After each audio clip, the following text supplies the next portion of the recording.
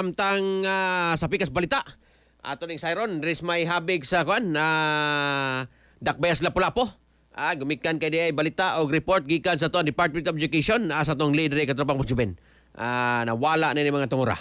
Ato ning Siron, pinagi sa report ni katropang Crystal Joy Filerca. XFM Report. Yes, katropang Crystal.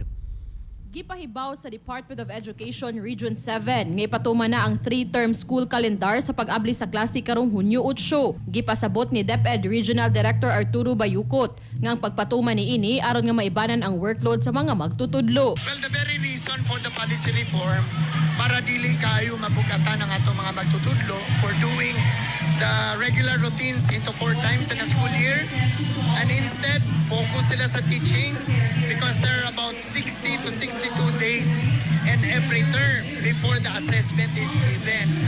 Karong adlaw, gipaubos na sa orientation ang mga school heads ug sa Mayo 7 ipaubos usab sa orientation ang tanan magtutudlo sa Central Visayas. Dugang pa sa Regional Director nga mao gihapon ang number of school days apan gibahin na lang sa tulo ka period.